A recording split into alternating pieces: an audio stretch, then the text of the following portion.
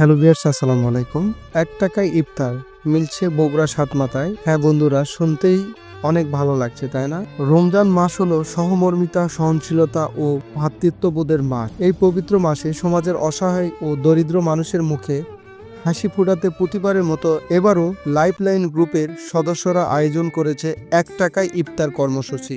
বগুড়ার প্রাণকেন্দ্র সাতমাথায় বিকেলের পর থেকেই তারা ইফতার সামগ্রী নিয়ে হাজির হন, যাতে অসহায় মানুষজনও সম্মানের সঙ্গে ইফতার গ্রহণ করতে পারে।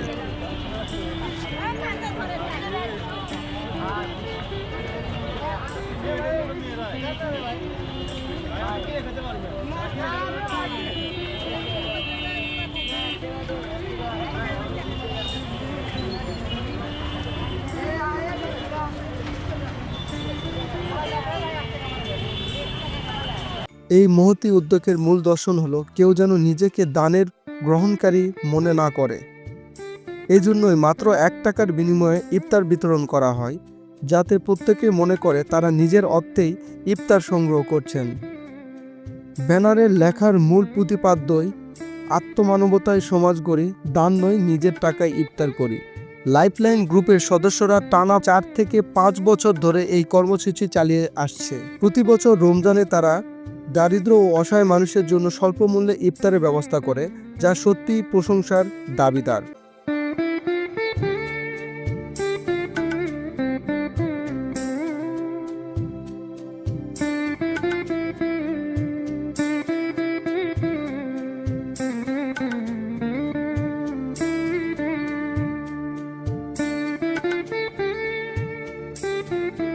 ইফতারের আগ মুহূর্ত পর্যন্ত তারা এই কার্যক্রম চালিয়ে যান, যাতে কোনো অভুক্ত মানুষ ইফতার থেকে বঞ্চিত না হয়।